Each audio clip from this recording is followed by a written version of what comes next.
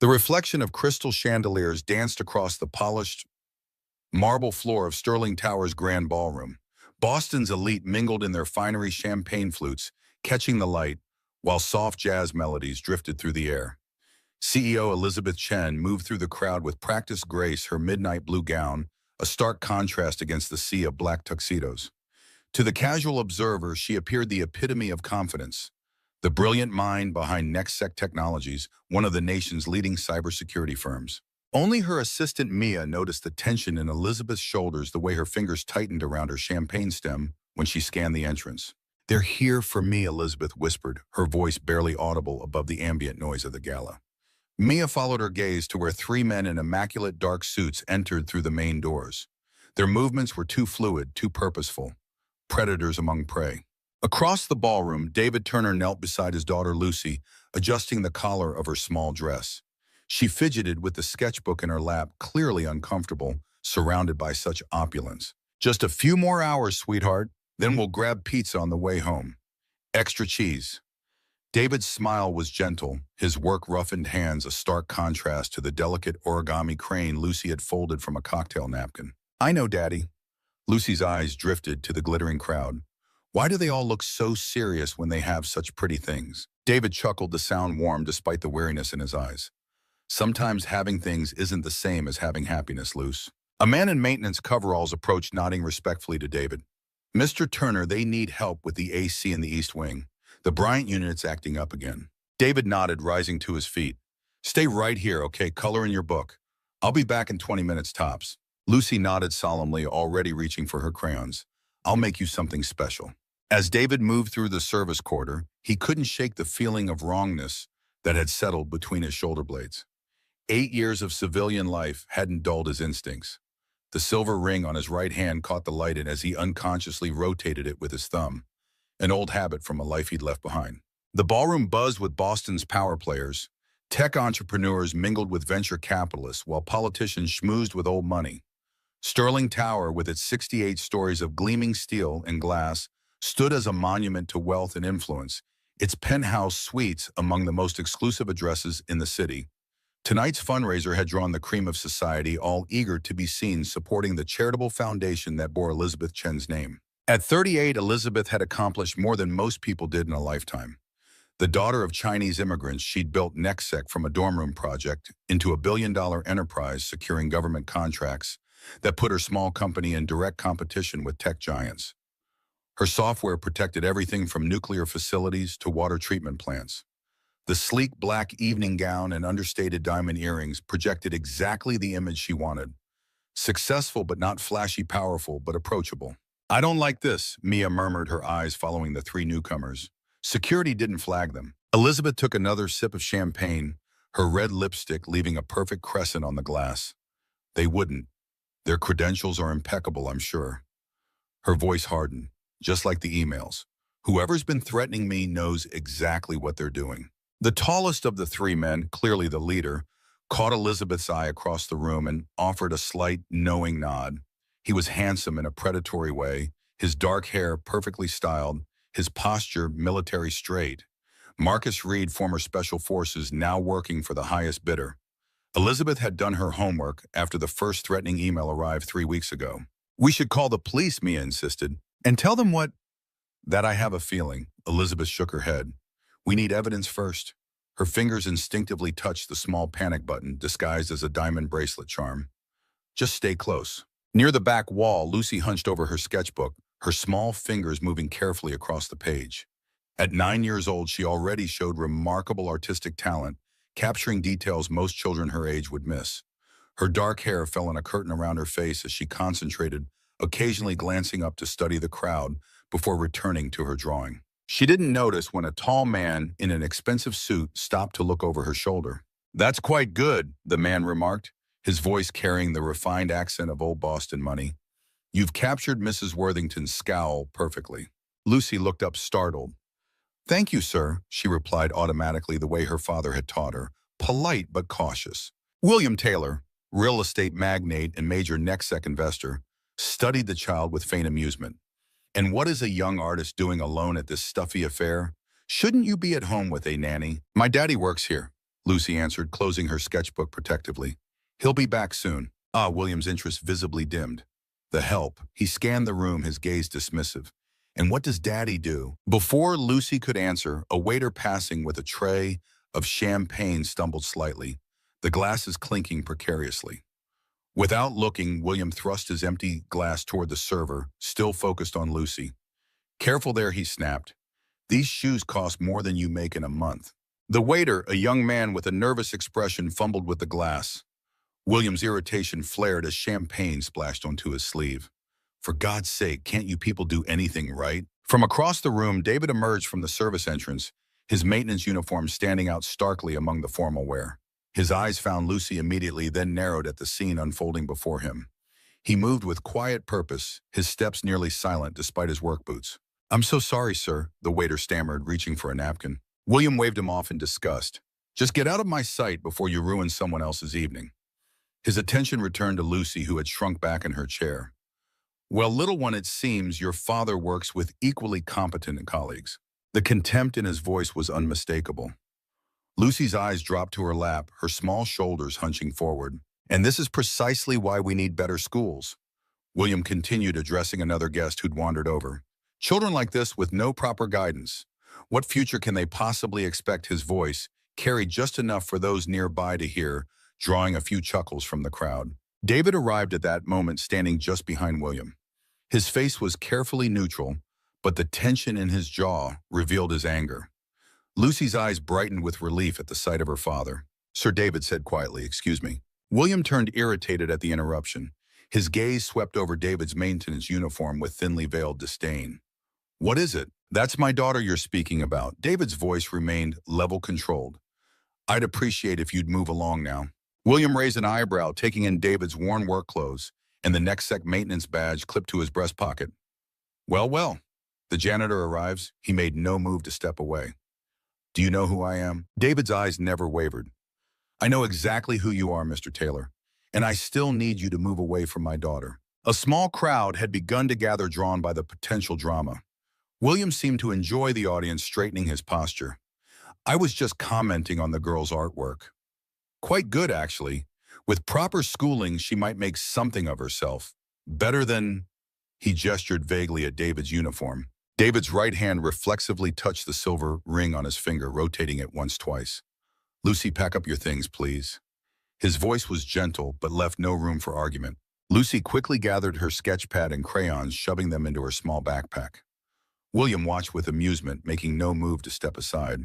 You know, he continued, leaning closer to David, there's a scholarship fund for service staff children, though I suspect it would be wasted in this case. The apple doesn't fall far, does it? A woman in an emerald gown laughed softly. God, could you imagine the janitor's kid at Brighton Academy? Several others joined in their laughter, cutting through the elegant music. Lucy's face flushed with embarrassment, her eyes beginning to water. David remained completely still, his breathing measured. The silver ring rotated a third time under his thumb. William, emboldened by the laughter, raised his freshly acquired champagne glass in mock toast. To the working class, their simple dreams provide such inspiration. His smile didn't reach his eyes as he deliberately poured a splash of champagne onto David's shoulder. Oops, looks like you have a mess to clean up. Isn't that what we pay you for? The room fell silent, the cruelty of the gesture shocking even this jaded crowd.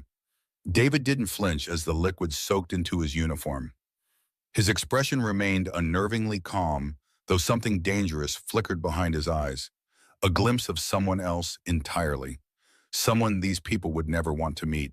Across the room, Elizabeth had been watching the scene unfold with growing anger.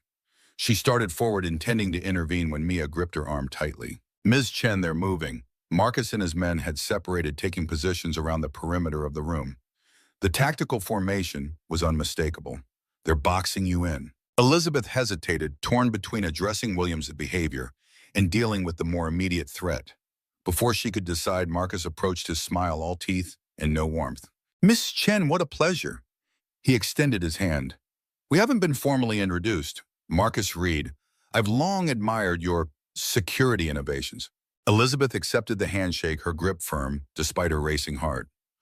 Mr. Reed, I wasn't aware you were on the guest list. I have friends in interesting places, Marcus replied smoothly. Perhaps we could speak somewhere more private. I have a business proposition that I believe will be extremely lucrative for both of us. His tone made it clear this wasn't a request.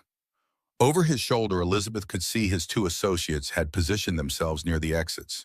The tallest one, James Hayes, according to her research, looked uncomfortable, his eyes constantly scanning the room. The third man, Kyle Wilson, kept one hand inside his jacket in a way that suggested he was armed.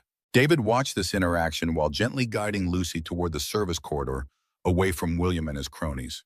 Though he kept his body language relaxed, his mind was calculating exits, threat assessments, and potential weapons. Old habits that had kept him alive through 3 tours in Afghanistan and countless classified operations. "Stay here, sweetheart," David whispered, as he settled Lucy in an alcove near the kitchen. "I need to check something, but I'll be right back. If anyone comes who isn't me, go find Rosa in the kitchen, okay?" Lucy nodded, clutching her backpack. "Is something bad happening, Daddy?" "Just a precaution," David assured her, smoothing her hair.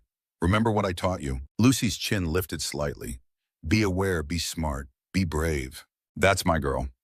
David pressed a kiss to her forehead before slipping back into the ballroom, moving along the periphery where the shadows were deepest. Elizabeth allowed Marcus to guide her toward a side room, her mind racing through potential scenarios. She'd prepared for this confrontation since discovering the security breach in NextSec's newest software platform, a vulnerability that could give backdoor access to dozens of critical infrastructure systems across the country. The breach was subtle, sophisticated, and deeply embedded, the work of someone who knew exactly what they were looking for. As they entered the smaller conference room, Elizabeth noticed James Hayes close the door behind them, remaining near the entrance while Kyle took position by the windows. The tactical positioning wasn't lost on her. "Let's dispense with pleasantries," Marcus said, his friendly facade dropping away. "You've discovered our modifications to your security protocols." Elizabeth kept her expression neutral. "You mean your malware designed to compromise nuclear power plant safety systems?" "Yes, I found it." Marcus chuckled. "Always so direct. That's what I admire about you, Elizabeth. You built something remarkable with NextSec. It's a shame you didn't recognize its full potential." "You mean as a weapon?" Elizabeth replied coldly. "That's what you're selling, isn't it? Access to America's critical infrastructure to the highest bidder." Marcus spread his hands in a placating gesture. "The marketplace is global now. National boundaries mean little in the digital age. You could be part of this, Elizabeth. Very wealthy, very quickly. By selling out my country." She shook her head. "Not interested." Marcus's expression hardened. "I'm afraid I wasn't making an offer. We need your access codes and authentication protocols. Tonight." Elizabeth laughed, the sound brittle in the tense room. "You can't be serious. I'm not giving you anything." Kyle stepped forward, opening his jacket enough to reveal the pistol holstered against his ribs. Marcus's smile turned predatory. "I think you misunderstand the situation. This isn't a negotiation. We already have access to most of your systems. Your authentication is the final piece." Elizabeth's mind raced. She needed to stall to find a way out. "How did you do it?" "The encryption should have been unbreakable. We had help from inside NextSec," James offered from his position by the door, speaking for the first time. His voice held a note of regret that Marcus clearly didn't share. Marcus shot him an irritated glance before turning back to Elizabeth. "Someone very close to you, actually. Someone who knows all your secrets." The revelation hit Elizabeth like a physical blow. Only a handful of people had access to the core security architecture. All people she'd personally vetted, trusted. The betrayal stung worse than the threat. "You have 10 minutes to decide," Elizabeth, Marcus continued. "Either you cooperate willingly, or Kyle here will escort you to your home office, where you'll cooperate under duress. Your choice." David moved silently through the service corridor, years of special operations training, allowing him to navigate undetected. He'd noticed the 3 men the moment they entered.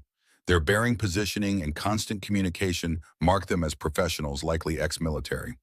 The way they'd targeted Elizabeth Chen confirmed his suspicions that this was more than a social event. He entered the maintenance closet using his key card to access the small locker he'd installed when he first took the job at Sterling Tower. Inside was a compact tactical kit. Nothing obvious, just tools that would raise no alarms if discovered: a reinforced flashlight, zip ties, a multi-tool, and a small medical kit. Old habits died hard, and David had learned long ago to prepare for contingencies. As he gathered what he needed, his mind replayed the scene with William Taylor. The man's casual cruelty toward Lucy had awakened something David had worked hard to suppress. The cold, calculating operator who had once been known only as Phantom. 8 years of civilian life had softened his edges, but the core of steel remained forged through battles most people couldn't imagine. David closed the locker and slipped back into the corridor, his movements fluid and purposeful now. He wasn't just a maintenance worker anymore. He was a hunter tracking his prey. Inside the conference room, Elizabeth fought to keep her composure. She needed time, needed help. Her hand moved discreetly to the panic button on her bracelet. "Don't," Kyle warned, noticing the movement. "We've already jammed all signals in and out of this room. No one's coming to help." Marcus checked his watch. 8 minutes remaining, Elizabeth. "I admire your principles, but surely they're not worth dying for." He nodded to Kyle, who drew his weapon and removed the silencer from his pocket. James shifted uncomfortably. "This wasn't the plan, Marcus. We were supposed to pressure her on." "Plans change." Marcus cut him off. "We have a narrow window here. The client wants access tonight, and they're paying premium rates for it." Elizabeth glared at them defiantly. "You're making a mistake. Even if I give you what you want, you'll never get away with this. There are too many people who would notice." Marcus laughed. "Notice what a CEO who sold access to her own systems for profit then had regrets. Or perhaps a tragic accident befalling a successful woman who worked too hard. The narratives write themselves, Elizabeth." Outside in the hallway, David had identified the security system for the conference room, a standard electronic lock he'd repaired just last month. He knew its vulnerabilities, had memorized the override codes as a matter of habit. Old training kicking in, preparing for contingencies no one else would consider. He approached silently, catching fragments of conversation through the door. The voices confirmed his suspicions. This was a professional operation with serious intent. David weighed his options. He could call security, but if these men were as well connected as they seemed, that might only escalate the situation. He could walk away, protect Lucy, keep his cover intact, stay invisible, as he had for 8 years. The thought lasted only a moment before he dismissed it. He couldn't abandon anyone to these predators, not when he had the skills to intervene. Lucy was safe for now, and this woman needed help more urgently. David took a deep breath, centering himself as he had before countless operations. The maintenance worker receded and Phantom emerged from the shadows of memory, cool, calculated, and lethally efficient. He entered the security code, waited for the faint click, and opened the door. 4 heads turned as David stepped into the conference room, still wearing his stained maintenance uniform. His posture had changed subtly, shoulders squared, weight balanced, hands relaxed but ready.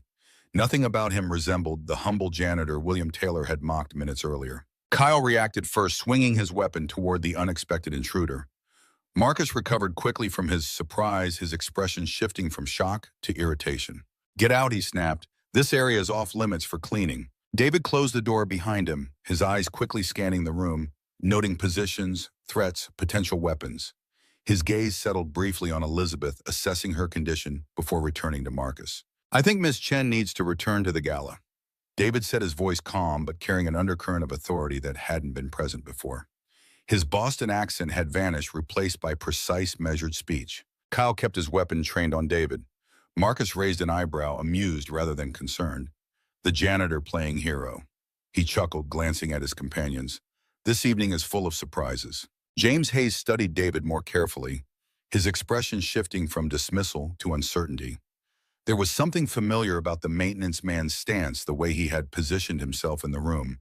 Small details that triggered warning bells in James's subconscious. "Last chance," David said quietly. "Let her go and we can all walk away from this." Marcus laughed outright. "Or what?" "You'll mop us to death." He nodded to Kyle. "Get rid of him. Nothing permanent. Just enough to keep him quiet until we're done here." Kyle advanced confidently, tucking his gun away, in favor of handling this barehanded. A simple intimidation job, nothing requiring lethal force. He was a large man, well-trained in close combat, with at least 40 pounds of advantage over the maintenance worker. David didn't move as Kyle approached, his expression unchanged. Only his right hand shifted slightly, the silver ring catching the light as he rotated it once more with his thumb. Kyle lunged forward, reaching to grab David's collar. What happened next occurred so quickly that Elizabeth barely processed the sequence of movements. David sidestepped with liquid grace, one hand deflecting Kyle's arm, while the other struck with surgical precision at the nerve cluster in his attacker's shoulder. Kyle's arm went numb instantly, his momentum carrying him past David, who completed the movement with a precise strike to the back of Kyle's knee. Kyle collapsed to the ground, gasping in shock and pain, as David smoothly relieved him of his weapon, ejecting the magazine and clearing the chamber in one practice motion before tossing the pieces in opposite directions. The entire exchange had taken less than 3 seconds. James Hayes froze his eyes, widening in recognition as he finally placed where he'd seen those movements before. In classified combat footage from operations he'd studied during his military training, combat techniques reserved for elite special forces units. "Wait," he said, his voice barely above a whisper. "That ring." James's gaze fixed on the silver band on David's right hand, simple, unadorned except for a series of numbers and letters engraved in a pattern only someone with specific clearance would recognize.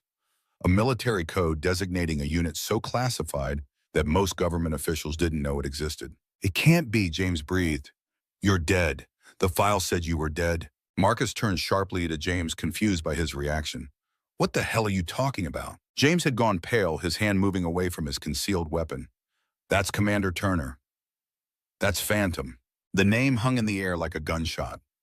Marcus's confident expression faltered as he studied David more carefully. Recognition slowly dawned in his eyes, followed by disbelief.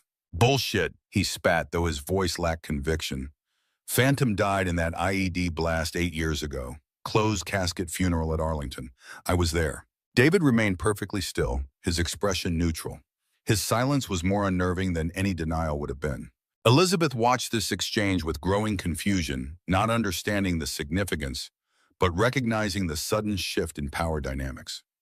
The maintenance worker, David Turner, had transformed before her eyes into someone else entirely, someone these trained operatives clearly feared. Kyle struggled to his feet, cradling his injured arm, his face contorted with pain and anger. "You son of a—" One look from David silenced him mid-sentence. James took a small step back toward the door. "If he's who I think he is, we need to leave. Now, this isn't worth it." Marcus hesitated, his confidence visibly wavering as he reassessed the situation. The man before him bore little resemblance to the legendary operative he'd heard about during his military career. The ghost who led impossible missions, who extracted hostages from compounds deemed impenetrable, whose team had never lost a man despite odds that should have been fatal. Yet something in David's stance, in the cold calculation behind his eyes, made Marcus's combat instincts scream danger. This was not a janitor who had gotten lucky with one takedown. This was a predator who had been hiding in plain sight. "You're outnumbered," Marcus said, attempting to regain control of the situation. 3 against 1. David's expression didn't change. "I've never needed favorable odds to do my job." The simple statement carried such quiet certainty that even Marcus took an involuntary step back. "I'm out," James announced, suddenly raising his hands. "I didn't sign up for this." His gaze met David's. "Sir, I served under Colonel Hayes in the 10th Group. He told stories about your unit, about Kandahar." He lowered his voice. "You saved his life and everyone in his team."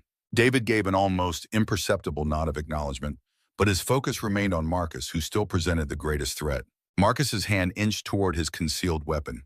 "You're making a mistake, Hayes." "The only mistake was thinking we could threaten a woman under his protection," James replied, still backing toward the door. "The stories about him. Trust me, you don't want this fight." In the tense silence that followed, the door burst open as Sean Collins, head of Sterling Tower Security, entered with 2 guards. He assessed the situation quickly, noting Kyle's injured state and the tension in the room. His gaze settled on David, narrowing in confusion. "Mr. Turner, what's happening here?" His hand moved to his sidearm. David remained calm. "These gentlemen were just leaving Sean. Ms. Chen is fine, but they've overstayed their welcome." Sean looked uncertain, glancing between David and Marcus. Something about David's demeanor made him hesitate, some subtle shift in authority that he couldn't quite place. Then Sean's eyes caught the silver ring on David's hand, and his military training ticked in. Recognition dawned in his expression, followed by shock, and then something approaching awe. "Commander Turner, sir." His voice had changed completely, the respectful tone of a soldier addressing a superior officer. "Is that really you?" David gave a slight nod, his expression revealing nothing. Sean immediately straightened, his entire demeanor transforming. "Detain these men," he ordered his security team, gesturing to Marcus and Kyle. "Carefully." The security guards moved forward, but Marcus wasn't ready to surrender. In a swift motion, he drew his weapon and grabbed Elizabeth, pulling her in front of him as a shield. "Nobody moves," he shouted, pressing the gun to Elizabeth's temple. "We're walking out of here now." Elizabeth remained remarkably composed, her eyes meeting David's across the room. In that brief exchange, something unspoken passed between them. Trust from a stranger that somehow felt earned. David hadn't moved, his posture relaxed despite the escalation. When he finally spoke, his voice was soft but carried effortlessly through the room. "There are two ways this ends, Marcus. You put down the gun and walk out in handcuffs, or you don't walk out at all." His tone made it clear which option he preferred. Marcus laughed nervously, tightening his grip on Elizabeth. "I have the hostage. I make the terms." David's expression shifted subtly, not anger, but something colder, more clinical. "You made a critical error in your assessment." "What's that?" Marcus sneered, backing toward the door with Elizabeth. "You assumed I needed a weapon to stop you." Before Marcus could process those words, Elizabeth moved. The self-defense training she'd insisted on taking after her company's success hadn't been wasted. She drove her elbow hard into Marcus's solar plexus while simultaneously twisting away from the gun. The momentary distraction was all David needed. He closed the distance between them with frightening speed, his movements fluid and precise. One hand diverted the weapon while the other struck Marcus's wrist with calculated force. The gun clattered to the floor as Marcus gasped in pain, his hands suddenly useless. David completed the takedown with mechanical efficiency, using Marcus's own momentum to drive him to the ground. He secured him with practiced ease, applying just enough pressure to immobilize without causing permanent damage. The entire sequence took less than 5 seconds. The room fell silent except for Marcus's labored breathing. Elizabeth stared at David in stunned appreciation while Sean and his team rushed forward to take custody of the subdued men. James Hayes had made no move to flee or fight, his hands still raised in surrender. His gaze remained fixed on David with a mixture of fear and respect. "I didn't know, sir, about the threats to Ms. Chen. I was told this was corporate espionage, not—" He trailed off, unable to find the right words. David acknowledged this with a slight nod as he rose to his feet, straightening his maintenance uniform with the same careful precision he'd just displayed in combat. The transformation was jarring. One moment a lethal operative, the next a humble janitor, again, though the illusion could never be fully restored. Sean approached David tentatively, still processing what he'd witnessed. "Sir, I served 2 tours in Iraq before joining private security. The stories about Phantom—" He shook his head in disbelief. "They said you could walk through hell and come back unburned, that you never lost a man." David's expression revealed nothing. "Call the police, Sean. These men will have interesting stories to tell them." The security team escorted Marcus and Kyle out with James following voluntarily, still visibly shaken by the revelation of David's identity. When they were alone, Elizabeth studied David with new eyes. "You're not just maintenance staff, are you?" A ghost of a smile touched David's lips. "Today I am. That's all that matters." Elizabeth wasn't satisfied with this non-answer. "Those men knew you. They were terrified of you. Who is Phantom?" David glanced toward the door. "I need to check on my daughter." He turned to leave, but Elizabeth's voice stopped him. "Thank you for intervening when you didn't have to." David looked back at her, his expression softening slightly. 8 years ago, I swore an oath to protect. Some promises don't expire with discharge papers." With that cryptic statement, he left to find Lucy, leaving Elizabeth with more questions than answers. In the main ballroom, word had spread quickly that something had happened involving the maintenance worker who'd been humiliated earlier. Guests whispered among themselves as police officers arrived, taking statements from security personnel near the entrance. David found Lucy exactly where he'd left her, coloring peacefully in her sketchbook. He knelt beside her, checking her over with a parent's worried eyes. "Everything okay, Daddy?" she asked, searching his face. David smiled, the tension in his shoulders easing. "Everything's fine now, sweetheart, but I think we might need a rain check on that pizza. I need to talk to some police officers first." Lucy nodded solemnly, accepting this change of plans, but with the resilience of a child who had learned to be adaptable. She held up her drawing for him to see, a surprisingly detailed sketch of the ballroom with tiny figures representing the guests. In the corner, she'd drawn her father standing tall, a subtle glow around him that suggested something special, something heroic. "That's beautiful, Luce," David said softly, his throat tightening with emotion. "I drew you how you really are," she explained simply, "not how they see you." David gathered her into a tight hug, overwhelmed by the simple wisdom of his child. In that moment, the years of hiding, of bearing his past, seemed worth it for this one perfect connection. Their moment was interrupted as Sean approached, accompanied by 2 police officers. Commander Turner, he said, still using the military title with reverence. The police need your statement. David nodded, standing with Lucy's hand firmly in his. As they walked toward the officers, they passed William Taylor, who stood watching with a confused expression, trying to reconcile the janitor he'd humiliated with the man now being treated with deference by security and police alike. The ballroom had grown quiet, the elegant crowd parting as David and Lucy passed through. Some guests whispered behind their hands, others stared openly, but the mockery had vanished, replaced by uncertainty, and from some, a dawning respect. Elizabeth Chen approached, her composure fully restored, despite the ordeal she'd just endured. Mr. Turner, she addressed him formally, though her eyes conveyed deeper understanding. I've informed the police that you acted to protect me when these men threatened my safety. They'll need details, of course. Of course, David replied simply. Elizabeth knelt to Lucy's level, her smile genuine. And you must be the artist I've heard about. I'd love to see your work sometime. Lucy beamed, clutching her sketchbook tighter. I'm Lucy. My daddy says I have a good eye for detail. I'm sure you do. Elizabeth agreed, rising to meet David's gaze again. Like father, like daughter, I suspect. The comment carried layers of meaning that weren't lost on David. He nodded in acknowledgement, but offered nothing more. As they continued toward the police, William Taylor stepped into their path. His earlier arrogance had vanished, replaced by confusion and a growing horror as he pieced together the fragments of conversation around him. I didn't know, he stammered, looking at David with new eyes. They're saying that you were... David's expression remained neutral. Mr. Taylor.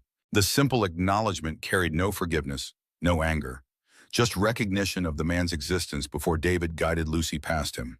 William called after them, his voice strained. That scholarship I mentioned, for your daughter. It would be an honor if... David paused, turning back with calm deliberation. My daughter's future is secure, Mr. Taylor. But your apology might mean more to the young server you berated earlier. His dignity matters just as much as mine. With that parting wisdom, David continued forward, leaving William speechless in his wake. The message was clear. True respect wasn't selective, bestowed only on those with impressive titles or hidden pasts. It was universal, earned through character rather than credentials. As David gave his statement to the police, carefully omitting classified details, while providing enough information to ensure Marcus and his team faced justice, he noticed the subtle shift in how people looked at him. The invisibility he'd cultivated for 8 years had been stripped away in an instant. He was seen now, not just as David Turner, maintenance worker, but as someone whose presence commanded respect. The transformation brought both relief and regret. His carefully constructed life would need to change again. The question was how much of his past he would allow to reclaim his future. Hours later, after the police had finished their questions and the gala had mostly emptied, David sat with Lucy in the security office, waiting for final clearance to leave. Elizabeth Chen entered, having changed from her evening gown into more practical attire. Slacks and a simple blouse that somehow looked equally elegant. They're charging them with attempted kidnapping, extortion, and corporate espionage, she informed David, taking the seat opposite him. Reed had connections to a hacker group based overseas. They've been targeting defense contractors for months. David nodded, unsurprised. The operation had been too well planned to be isolated. Lucy had fallen asleep against his shoulder, her sketchbook clutched to her chest. Elizabeth smiled at the sight. She's beautiful, she observed softly. You've done well with her. She's everything, David replied, simply adjusting his arm to make Lucy more comfortable. Elizabeth studied him thoughtfully. You know, NEXEC has an opening in our security division. The hours are regular, 9 to 5. The pay is significantly better than maintenance work. And we have excellent benefits, including college savings plans. David met her gaze evenly. I'm not looking for charity, Miss Chen. Elizabeth's eyes flashed. It's not charity, it's recognition of skill. Whatever you did before, whoever you were, those abilities are valuable. My company protects critical infrastructure from people like Reed. We could use someone with your perspective. David considered this in silence, his free hand absently turning the silver ring on his finger. For 8 years, he'd avoided anything connected to his former life, determined to give Lucy the stability and safety he'd never had as a child. But tonight had proven that the skills of his past could protect his present, could perhaps build a better future. I'll think about it, he finally responded. Elizabeth nodded, accepting this as the most she would get tonight. She rose to leave, but paused at the door. Your daughter asked me something while you were speaking with the police. David raised an eyebrow in question. She wanted to know if I was scared when that man grabbed me. Elizabeth continued. I told her I was, but that I kept thinking about how brave her father was stepping into danger to help a stranger. She said she wasn't surprised, that you always taught her to stand up for people who need help, even when it's hard. She looked at David with newfound respect. That's quite a legacy, Commander Turner. Perhaps more important than the one you left behind. With those words, she left David alone with his sleeping daughter and the weight of possibilities before him. He gazed down at Lucy, her peaceful expression, a stark contrast to the chaos of the evening. The path forward wasn't clear yet, but for the first time in years, David allowed himself to consider that perhaps he didn't need to choose between his past skills and his present life, that the right balance might allow him to honor both. Outside the window, Boston's skyline glittered against the night sky, Sterling Tower standing proudly among the lights. David Turner, father maintenance worker, former ghost, held his daughter close and began planning their next chapter. The Sterling Tower security office buzzed with activity as dawn approached. David sat with Lucy curled against his side, her small body finally relaxed in sleep after the tension of the night. Through the glass walls, he watched detectives interrogating Marcus Reed and Kyle Wilson in separate rooms, while James Hayes cooperated quietly with authorities, his military bearing evident even in surrender. Sean Collins approached with 2 cups of steaming coffee, offering one to David. I pulled your file after what happened. Maintenance supervisor for 3 years, perfect attendance, exceptional performance reviews. Before that, nothing. It's like you appeared out of nowhere. David accepted the coffee without comment, his eyes never leaving Lucy's peaceful face. Commander Sean persisted, lowering his voice. Your actions saved lives tonight, but they've also compromised your situation. Word is spreading. There were at least 50 witnesses in that ballroom, and Boston PD isn't exactly known for discretion. The faint light of dawn filtered through the windows, casting long shadows across the office. David gently shifted Lucy to a more comfortable position. I appreciate your concerns, Sean. We'll manage. Sean hesitated before continuing. Sir, I served under Colonel Mackenzie in Helmand. He spoke of you once after a particularly rough operation. Said there was a guardian angel watching over special operators in the worst situations. Someone Washington would call when the impossible needed doing. David's expression remained neutral, neither confirming nor denying. The past stays in the past, Sean. I'm just maintenance staff who happened to be in the right place. Sean nodded, understanding the dismissal. Still, sir, my team and I were at your disposal if you need anything at all. As Sean departed, David checked his watch. Nearly 6 in the morning. Lucy would need breakfast soon, a shower, something resembling normalcy after the chaos. His thumb unconsciously rotated the silver ring as he calculated his next moves. The careful anonymity he'd cultivated was unraveling rapidly. Soon questions would follow from people far more dangerous than Sean Collins. An officer approached, informing David they were free to leave. As he gathered Lucy in his arms, his gaze met Elizabeth Chen's across the security office. She had remained throughout the night, coordinating with authorities, her composure never faltering despite the ordeal. Something passed between them, an unspoken understanding, a recognition of shared burden. Elizabeth nodded once before turning back to her conversation with the lead detective. Outside, morning light spilled across Boston's financial district. David carried Lucy to the employee parking area, her weight familiar and comforting against his chest. The city was beginning to stir, unaware of the night's drama. The near catastrophe averted the past unearthed. 3 blocks away, in an upscale hotel suite, William Taylor stared at his laptop screen, scanning news reports about a disrupted kidnapping attempt at Sterling Tower. The articles mentioned little about the maintenance worker who had intervened, focusing instead on the quick response of security personnel. But William knew what he had seen, the transformation of a seemingly ordinary janitor into something lethal and precise. His fingers hovered over the keyboard as he debated making a call to his contacts in Washington. David pulled into the driveway of their modest 2-bedroom apartment in Dorchester, a working-class neighborhood far from the gleaming towers of downtown. Lucy stirred as he cut the engine, her eyes blinking open in the morning light. Are we home, Daddy? He nodded, helping her from the car. The apartment was on the 2nd floor of a well-maintained but aging building. Affordable, inconspicuous, practical. Inside, the space revealed a life carefully constructed around Lucy's needs. Her artwork covered the refrigerator, and one wall of the living room, a dedicated creative space occupying the corner by the largest window. Bookshelves lined the walls, filled with everything from picture books to advanced texts on engineering, medicine, and history, evidence of David's commitment to nurturing her curious mind. Lucy headed straight for the bathroom, the routine of their morning unaffected by the night's extraordinary events. David moved to the kitchen, preparing breakfast while listening for her movements, a habit born from years of hypervigilance, impossible to break even in this safe space. As oatmeal simmered on the stove, he retrieved a locked metal case from behind the water heater access panel. The combination came automatically to his fingers, revealing contents he hadn't examined in years. A satellite phone, multiple passports with his photograph, but different names, several bundles of cash in various currencies, and a sealed envelope marked with a series of numbers rather than a name. His training had taught him to always have contingencies. 8 years of peace hadn't erased the protocols that had kept him alive through decades of clandestine operations. Lucy emerged from the bathroom, hair damp from the shower, dressed in fresh clothes. "Hungry, Daddy?" David returned the case to its hiding place before she could see it. "Oatmeal with honey and berries. Your favorite." As they ate breakfast, Lucy studied her father's face with the perceptive gaze that sometimes made him wonder if she'd inherited more than just his features. Those men last night, they were bad people. David considered his response carefully.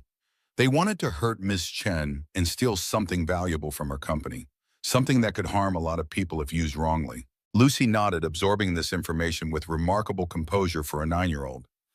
"And you stopped them, like a superhero but without the cape." A smile touched the corner of his mouth. "Not a superhero, Luce. Just someone who knew what to do in a tough situation." Lucy stirred her oatmeal thoughtfully. "Mr. Taylor was really mean. But after the police came, he looked at you differently, like he was scared." David's expression sobered. "Sometimes people judge others based on what they can see on the outside, like a uniform or a job title. It's not fair, but it happens." She nodded sagely. "Like how my art teacher didn't think I could draw a perspective until I showed her my city sketches." Exactly like that. The conversation paused as David's phone rang. An unknown number. He answered cautiously, listening more than speaking. "I understand. Yes, she'll be with me. 1 hour." He ended the call, meeting Lucy's questioning gaze. "We need to go back downtown. The police have some more questions, and Ms. Chen wants to talk with us too." Lucy brightened at the mention of Elizabeth. "I like her. She didn't talk to me like I was a baby." David nodded absently, his mind already calculating potential risks, escape routes, contingencies. Old habits resurging with the crisis, the protective instincts of both warrior and father merging into something vigilant and unyielding. Across town, Elizabeth Chen sat in her corner office at Nexec Technologies headquarters, a modernist glass and steel structure overlooking Boston Harbor. The early morning sunlight glinted off the water, creating patterns across her desk as she reviewed security footage from Sterling Tower. She paused the video on a frame showing David Turner in action. The fluid economy of his movements, the absolute precision, the controlled violence that spoke of years of specialized training. Mia entered with a file folder. "You were right. There's nothing on David Turner before 2017. No social security records, no military service under that name, not even a driver's license. He appeared out of nowhere with a 9-month-old daughter, and perfect documentation that somehow doesn't exist in any federal database." Elizabeth stared at the frozen image on her screen, and the name they called him, Phantom. Mia hesitated. "That's complicated. There are rumors in military intelligence circles about a special operations unit that didn't officially exist. No paperwork, no acknowledgement, complete deniability. They handled missions too sensitive for even Delta or SEAL Team 6. The operatives were referred to by code names, only their real identities classified beyond top secret." Elizabeth turned from the screen, and one of them was called Phantom, supposedly the unit commander. A ghost story told in forward operating bases, the operative who could infiltrate anywhere, extract anyone, eliminate any threat. The stories claimed he never failed a mission, never lost a team member. Elizabeth's expression remained thoughtful. "Stories tend to grow in the telling." Mia nodded. "True, but I spoke with a contact at the Pentagon this morning. He wouldn't confirm anything specific, but he did say that if someone matching Turner's description had resurfaced in Boston, several agencies would be very interested and concerned." The implications hung in the air between them. Elizabeth swiveled her chair to face the harbor, the sleek vessels cutting through the morning waters. The digital vulnerability Reed had tried to exploit was only part of a larger problem, one that might reach deeper into her company than she initially suspected. I want complete background checks on every employee with system access. And get me everything you can on Marcus Reed's known associates, especially anyone who might have connections to NextSec. Mia nodded, turning to leave before pausing at the door. Turner and his daughter will be here in 30 minutes. Are you sure this is a good idea? Elizabeth's gaze remained fixed on the harbor. If I'm right about who David Turner is, or was, we need him. And after last night, he needs us too. He just doesn't know it yet. David and Lucy arrived at NextSec headquarters precisely on time. The security staff treated them with a deference that made David uncomfortable, too reminiscent of how soldiers had once responded to his presence in the field. The hushed conversations, the straightened postures, the respectful distance, all signals that word had spread about the incident at Sterling Tower. The executive elevator whisked them to the top floor where Mia greeted them and escorted them to Elizabeth's office. The space was impressive. Floor-to-ceiling windows offering panoramic views of Boston minimalist furnishings in glass and steel cutting-edge technology seamlessly integrated into the design. Lucy's eyes widened as she took it all in, particularly drawn to a holographic display showing real-time cybersecurity metrics across a global map. Elizabeth rose from behind her desk, dressed in a charcoal suit that projected authority without sacrificing femininity. Welcome to NextSec. Thank you for coming. Her smile softened as she addressed Lucy directly. I've set up something special for you while your father and I talk. How would you feel about visiting our design lab? We're working on some new animation software that needs testing by someone with an artistic eye. Lucy looked to David for permission, barely containing her excitement. He nodded, and a young woman appeared to escort her to the lab. Through the glass walls, David watched until they disappeared into an elevator before turning his full attention to Elizabeth. The atmosphere shifted immediately, professionalism replacing the brief warmth. Elizabeth gestured to the sitting area with its commanding view of the harbor. I prefer to have difficult conversations in comfortable settings. They settled into ergonomically designed chairs as Elizabeth pressed a button frosting the glass walls for privacy. Marcus Reed and his associates have been formally charged, but they're maintaining connections to a larger organization, a cyber mercenary group selling access to critical infrastructure to the highest bidder. David's expression revealed nothing. You didn't invite me here to share information the police already provided. Elizabeth's lips curved in appreciation of his directness. No, I didn't.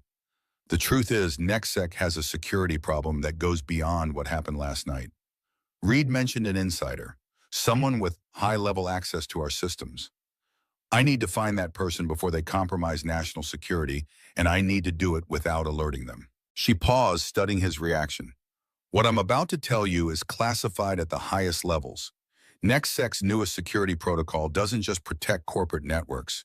It's being implemented across 16 critical infrastructure sectors: nuclear facilities, water treatment plants, power grids, air traffic control systems. The vulnerability Reed was trying to exploit would create backdoor access to all of them, simultaneously. David absorbed this information with the calculated assessment of someone accustomed to weighing strategic threats. Why tell me you have resources connections in federal agencies? Elizabeth leaned forward slightly, because I think the insider might have those same connections. This vulnerability wasn't accidental. It was engineered with sophisticated knowledge of both our system architecture and federal security protocols. That suggests someone with a very specific background. The implication hung between them. Someone with security clearance, someone with access to both worlds. I need someone operating outside official channels, Elizabeth continued. Someone whose skills and judgment I can trust, but who isn't connected to any agency that might be compromised. David's expression remained neutral, but his mind raced through scenarios evaluating angles and risks. Last night wasn't coincidental, was it? You recognized me before Reed ever mentioned Phantom. A faint smile acknowledged his perception. Let's say I had suspicions. Your personnel file contains small inconsistencies that most people wouldn't notice. Perfect documentation that was just a little too perfect. And occasionally, when you thought no one was watching you, moved differently than a maintenance worker should. Her gaze dropped to the silver ring on his finger. Plus, military operators tend to keep totems, something to ground them between worlds. David's thumb instinctively touched the ring before he caught himself silently acknowledging her observation. What exactly are you proposing, Ms. Chen? Elizabeth Chen met his gaze directly. I want to hire you as a security consultant to find our mole. Officially, you'll be joining our physical security team. Regular hours, excellent benefits, salary commensurate with your unique qualifications. Unofficially, you'll help me identify whoever compromised my company and tried to weaponize our technology. David considered her offer, weighing it against the rapidly diminishing alternatives. His cover was already compromised. It would only be a matter of time before others connected the dots, including people he'd spent 8 years avoiding. At least this way he controlled some variables. And if I refuse, Elizabeth's expression remained open, honest. Then you walk out that door with no obligations. But within 48 hours, your face will be in multiple federal databases as agencies piece together what happened at Sterling Tower. Former operators with your particular skill set don't simply reappear without causing ripples, Commander Turner. The use of his former rank wasn't lost on David. Whatever cover I established is already compromised. Elizabeth nodded. I'm offering you a new one that acknowledges your skills without exposing your past. NextSec can provide legitimacy, resources, and protection for both you and Lucy. At the mention of his daughter, David's resolve hardened. Lucy's safety is non-negotiable. She stays out of this completely. Absolutely, Elizabeth agreed. Her school routine continues undisturbed. In fact, I took the liberty of researching educational options near our campus. Brighton Academy has an exceptional arts program and significant scholarship opportunities for employees' children. David's eyes narrowed slightly at the mention of Brighton, the same exclusive school William Taylor had mockingly referenced the night before. Elizabeth recognized her misstep immediately. Forgive me, that was presumptuous. Wherever Lucy attends school is entirely your decision. My point is that working with us provides options, security, and the resources to protect what matters most to you. David stood moving to the window to observe the harbor activity below. Vessels following established patterns, commercial and recreational craft, navigating shared waters with different purposes, but common rules. The metaphor wasn't lost on him. I'll need complete autonomy to investigate as I see fit. No bureaucracy, no committees, no oversight that might tip off our target. Elizabeth joined him at the window. Agreed. You'll report directly to me with access to whatever resources you require. David turned to face her. 1 week. I'll give you 1 week starting tomorrow. If the arrangement doesn't work, we part ways with no further obligations. Elizabeth extended her hand. Welcome to NextSec, Mr. Turner. Their handshake sealed more than a business arrangement. It marked David's conscious step back into a world he'd abandoned 8 years earlier. The decision settled over him with familiar weight, a burden he'd once carried across continents and through countless operations. Only this time he wasn't a ghost operating in shadows. He had Lucy to consider, a life he'd built that now stood at risk. Across the city, in a federal building downtown, Special Agent Thomas Reeves reviewed the initial reports from Boston PD about the Sterling Tower incident. 23 years with the FBI had honed his instincts, and something about this case triggered alarm bells. The description of how the maintenance worker had neutralized trained operatives matched techniques taught to very specific military units. His phone rang, a secure line from Langley. He answered with practiced efficiency, listening more than speaking. By the time the call ended, his suspicions were confirmed. Someone very important had resurfaced, someone whose file contained more redactions than actual information. Reeves gathered his credentials and weapon, heading for the elevator. The CIA might have their own interest in this case, but national security threats on American soil fell squarely within FBI jurisdiction. And if David Turner was indeed the operative formerly known as Phantom, his reappearance after 8 years raised critical questions about why he'd chosen now to emerge from hiding. In NextSec's design lab, Lucy Turner leaned over a digital drawing tablet, her small hand moving confidently across the surface as she tested the company's prototype animation software. The young developer watched in amazement as Lucy intuitively navigated features that had confounded adult testers. This is amazing. Lucy's eyes shone with excitement as her simple sketch of a bird transformed into a fluid animation that soared across the screen. Can it do backgrounds too? The developer nodded, demonstrating how to create layered environments that responded to the animated figure's movements. Lucy absorbed the instructions instantly, adding clouds that parted as her bird flew through them, then a cityscape that reflected Boston's distinctive skyline. As she worked, Lucy remained unaware of the security officer positioned discreetly near the lab entrance, placed there at Elizabeth's instruction to ensure the child's safety while her father contemplated a decision that would affect both their lives. David examined the office Elizabeth had assigned him, A corner space on the executive floor with sufficient privacy for sensitive conversations, but transparent enough to appear as nothing more than a standard corporate security position. The technical equipment was state-of-the-art, the access badge clipped to his jacket, providing entry to virtually every area of the building. He methodically surveyed the space for surveillance devices, a habit ingrained through years of operating in hostile territories. Finding none, he began reviewing the personnel files Elizabeth had provided, every employee with top-level system access to NextSec's security architecture. 23 names, 23 potential moles who might have deliberately compromised systems protecting America's most vulnerable infrastructure. The familiar rhythm of intelligence analysis returned easily, his mind categorizing suspects, identifying patterns, evaluating motivations and opportunities. A knock at his door interrupted his concentration. Mia entered, her professional demeanor masking the curiosity he sensed beneath her surface. "Ms. Chen asked me to provide whatever assistance you require, Mr. Turner. I've been her chief of staff for 4 years and have access to all company records." David studied her carefully. In his experience, executive assistants often knew more about organizational dynamics than their bosses. "How well do you know the people on this list?" Mia stepped closer, examining the profiles displayed on his screen. "Most of them I see daily. Our Chief Technology Officer, Robert Chen, Elizabeth's brother, heads the security protocol team. The others are senior developers, system architects, network engineers. Family connection. Interesting." David noted this without comment. "Anyone having financial troubles? Unusual behavior recently, unexplained absences?" Mia considered the question thoughtfully. Diane Mercer just went through a difficult divorce. Financial settlement hit her hard.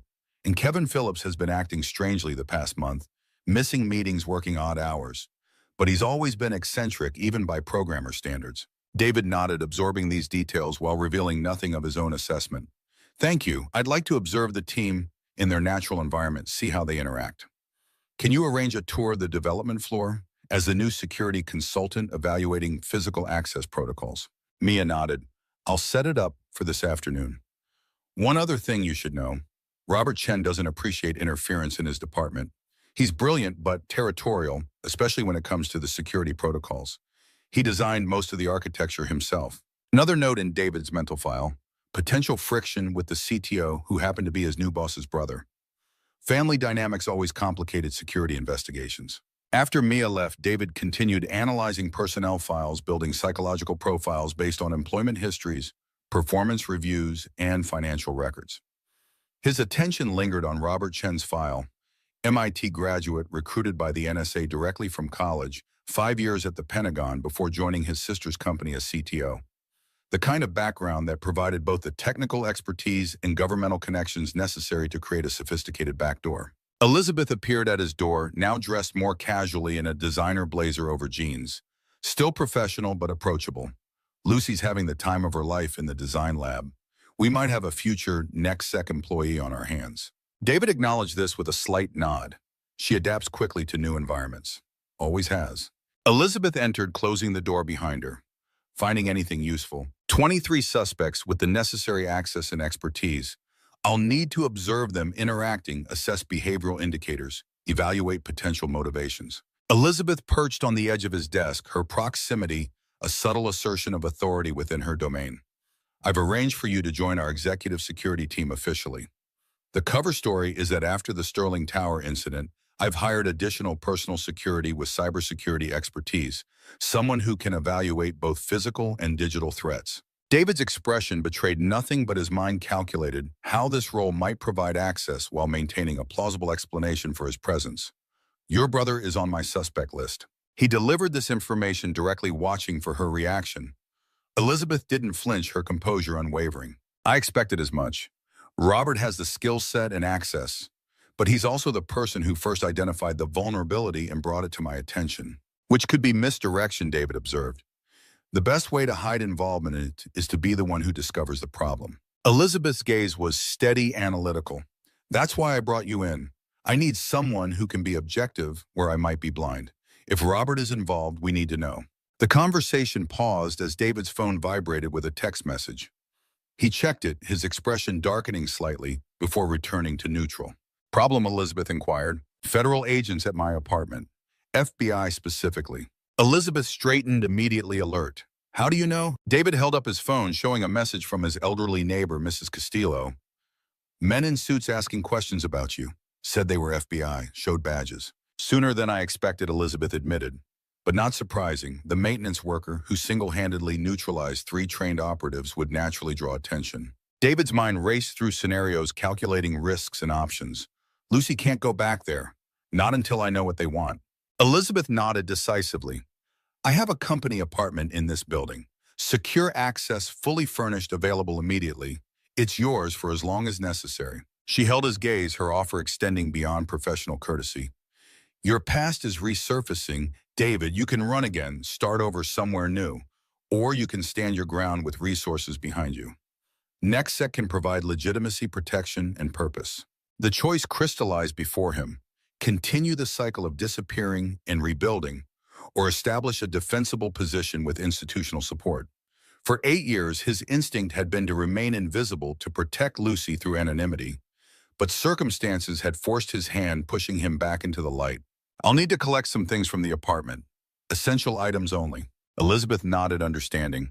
Take my private elevator to the garage. My driver will take you anywhere you need to go. The company apartment will be ready when you return. As David rose to leave, Elizabeth added, the FBI's interest suggests something bigger than corporate espionage.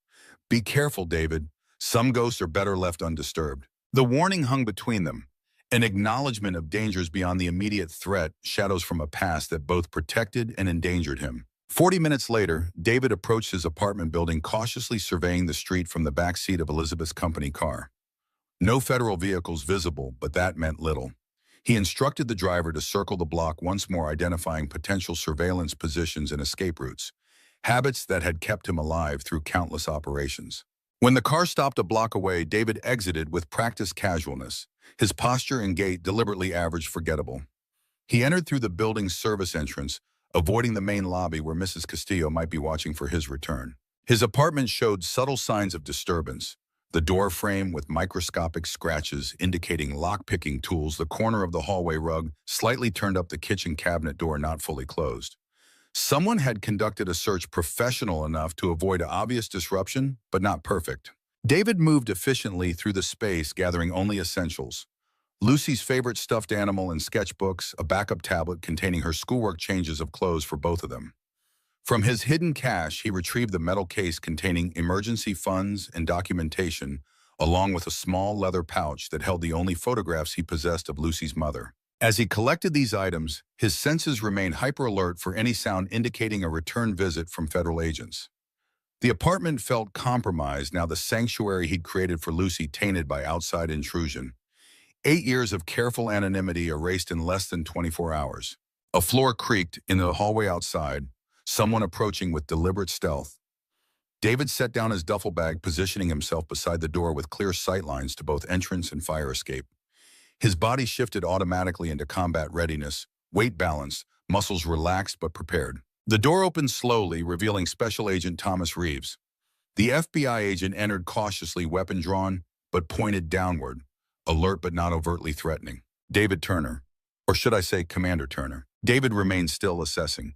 You have questions, ask them. Reeves maintained a professional distance, clearly recognizing the potential threat despite David's civilian appearance.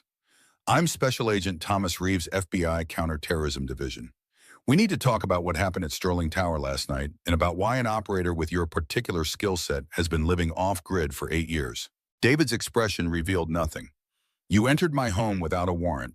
That suggests this isn't an official investigation. Reeves holstered his weapon slowly, a calculated gesture of de-escalation. Let's just say certain agencies are very interested in your reappearance, Commander.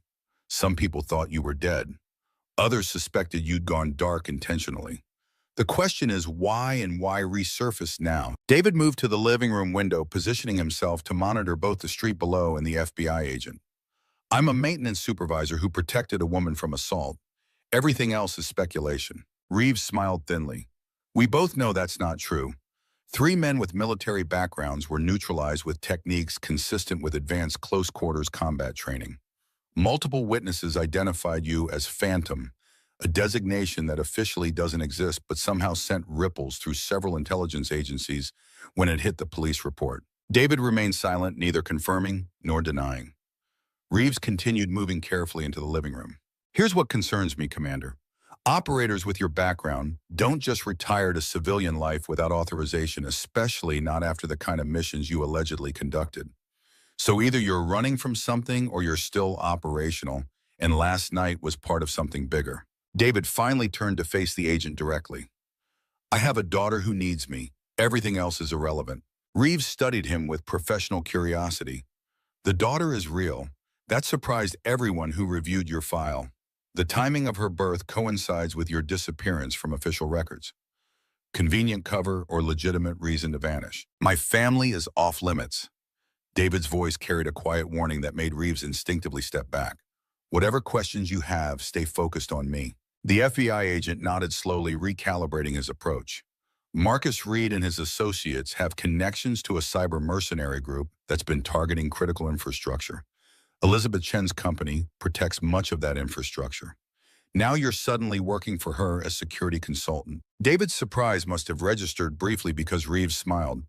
We have sources inside NextSec. Corporate espionage intersects with national security when it involves protected systems. This new information shifted David's mental calculation. If the FBI already had someone inside NextSec, they might be tracking the same security breach Elizabeth had hired him to investigate. Or their source might be the very mole he was seeking. What do you want, Agent Reeves? The FBI agent maintained eye contact. Cooperation, whatever you're doing with Chen, whatever you know about Reed's organization, we want that information. In exchange, certain questions about your past and your current legal status remain unasked. David collected his duffel bag. Decision made. I'm a civilian security consultant helping a corporation enhance its defenses after an attempted kidnapping. Anything beyond that is classified at levels I suspect exceed your clearance. He moved toward the door, pausing beside Reeves.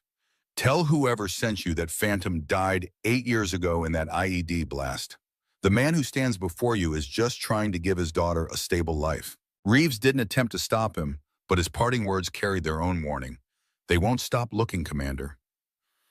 And they have resources beyond what you might anticipate. Whatever game you're playing with Chen, be careful. Some operations have consequences that outlive their objectives. The cryptic warning bellowed David as he descended the stairs, bypassing the elevator that might trap him in a confined space.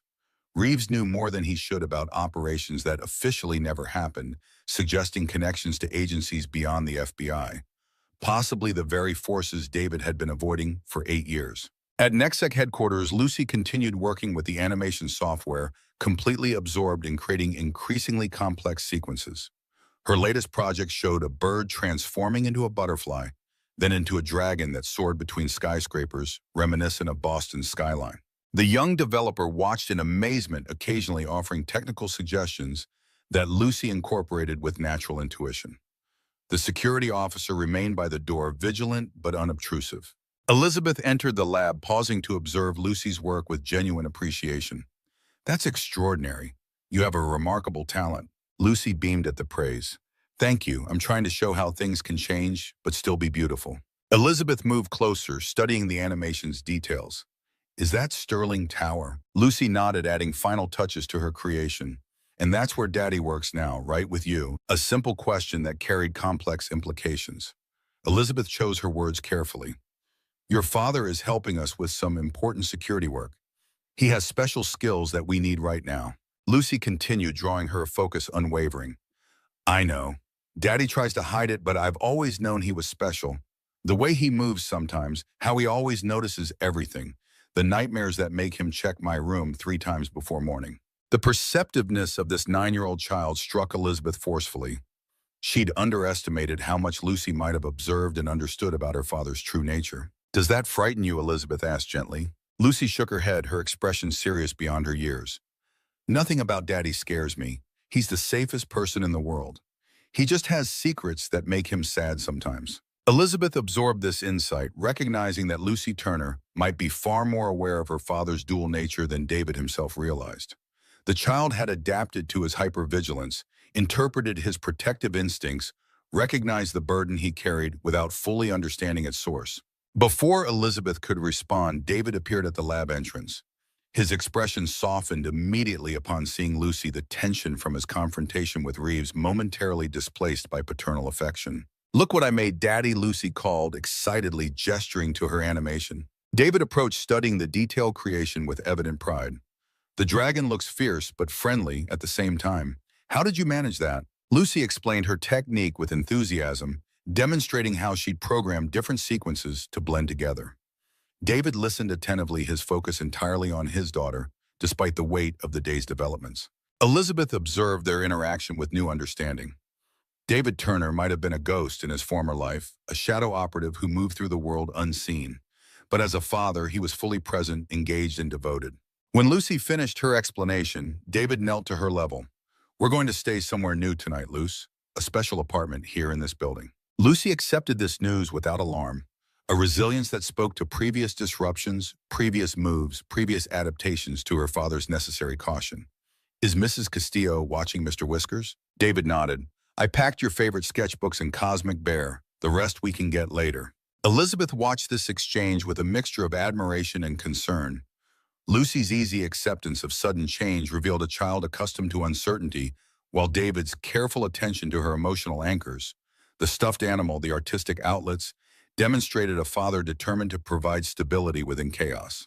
The small family unit had developed its own ecosystem of support and understanding, a bond forged through shared adversity and mutual protection. Elizabeth recognized the strength in this connection, but also its vulnerability. David's reemergence from anonymity placed both him and Lucy at risk, creating exposure neither had experienced in 8 years of careful seclusion. As they prepared to leave for the company apartment, Elizabeth caught David's eye, communicating without words her understanding of the increased stakes. He nodded almost imperceptibly, acknowledging the shared responsibility they now carried, not just for national security or corporate interests, but for the well-being of a remarkable child caught in circumstances beyond her control. The Nexec corporate apartment occupied the entire 42nd floor of the headquarters building, a luxurious space designed for visiting executives and valuable clients. Floor-to-ceiling windows offered panoramic views of Boston Harbor, while state-of-the-art security systems protected the occupants from both physical and electronic intrusion. Lucy explored the space with excitement, claiming a bedroom with its own art desk positioned to capture the morning light. David conducted a thorough security assessment, checking sight lines, access points, surveillance coverage, and potential vulnerabilities. Habits so ingrained they required no conscious thought. Elizabeth observed his methodical inspection without comment, recognizing the professional assessment for what it was. When he finally turned to her, his expression had settled into focused determination. "Agent Reeves mentioned an FBI source inside NexSec. That complicates our investigation." Elizabeth absorbed this information with the calm pragmatism that had built her company. Another variable to consider could be someone on our suspect list or someone entirely different. David moved to the window, studying the harbor activity below. Whatever vulnerability Reed was targeting, whatever mole exists in your organizations, but it's part of something bigger. The FBI doesn't assign counterterrorism agents to corporate espionage cases. Elizabeth joined him at the window, their reflections overlapping in the glass. "My security protocols protect 16 critical infrastructure sectors. In the wrong hands, they could facilitate the largest coordinated attack on American soil since 9/11. That definitely qualifies as counterterrorism territory." The scale of the threat crystallized between them, not just corporate sabotage, but potential national catastrophe. David's decision to step back into the shadows of his former life now carried implications beyond personal risk or professional challenge. The stakes had escalated to levels he hadn't navigated since his operational days, with one critical difference. Lucy stood at the center of his considerations, a vulnerability he'd never had to factor into mission parameters before. "Tomorrow I start interviewing your technical staff," David decided, "one by one in environments where they can't prepare or coordinate responses." Elizabeth nodded approval. "I'll arrange it through HR as standard security protocols following the Sterling Tower incident. No one will question the procedure." As they finalized these details, Lucy appeared from her new bedroom, sketchbook in hand. She'd drawn the view from her window, capturing not just the visual elements, but somehow the feeling of elevation, of being suspended above the city in a space both connected to and removed from the world below. David studied the drawing, recognizing in his daughter's artistic perspective something fundamental about their current situation. Balance between worlds visible, yet separate, part of society, yet distinct from it. The parallels weren't lost on him as he committed fully to the path before them, accepting both its dangers and its possibilities. Whatever happens, he resolved silently, Lucy would have the stability, security, and future he'd fought to provide since the day she was born, even if that meant embracing rather than fleeing the shadows of his past. Morning light filtered through the next-sec corporate apartment as David prepared for his first day of interviews. He'd risen at 5 a.m., completing a rigorous exercise routine that maintained the physical edge his former profession demanded. Now showered and dressed in the business casual attire Elizabeth had arranged, charcoal slacks and a navy button-down that concealed his athletic build without appearing deliberately understated, he reviewed his approach while Lucy slept peacefully in her room. The transition felt surreal. 24 hours ago, he'd been David Turner, maintenance supervisor, living in anonymity. Now he stood 42 floors above Boston, officially employed as a security consultant for one of America's premier cybersecurity firms, hunting a mole with access to critical infrastructure systems. The stakes dwarfed even some of his classified operations, yet this mission came with constraints his phantom days never imposed: a visible identity, organizational oversight, and most significantly, a daughter whose safety depended on his every decision. Elizabeth arrived at 7:30 a.m. with breakfast and coffee, already impeccably dressed in a tailored burgundy suit that projected authority while remaining practical for a day of executive meetings. We've scheduled your first 3 interviews for this morning. Robert first, followed by Diane Mercer and Kevin Phillips. Human Resources has positioned this as standard security protocol following the Sterling Tower incident. No one should suspect they're being specifically evaluated. David accepted the coffee with a nod of thanks. I'll need a monitoring station set up in my office. Camera feeds covering the interview room from multiple angles, plus the subject's work areas and building entry points. Elizabeth tapped her tablet, sending instructions to the technical team. Done. Anything else? Access to their digital footprints, emails, messaging logs, keycard usage patterns. And I need eyes on their real-time reactions when you announce the discovery of the security vulnerability at this morning's all-hands meeting. She raised an eyebrow. I hadn't planned to make that announcement yet. David met her gaze directly. The mole already knows about the vulnerability. What we need is to observe who doesn't seem surprised, who's watching others instead of reacting themselves, who's manufacturing the appropriate response. Elizabeth considered this approach, mentally calculating risks against potential insights. It's aggressive, could push our target to accelerate their timeline. Sometimes the best way to identify a predator is to make it move, David countered. We need behavioral baselines under stress. Your announcement provides that catalyst. Their discussion paused as Lucy emerged from her bedroom, hair tousled from sleep, but eyes bright with curiosity.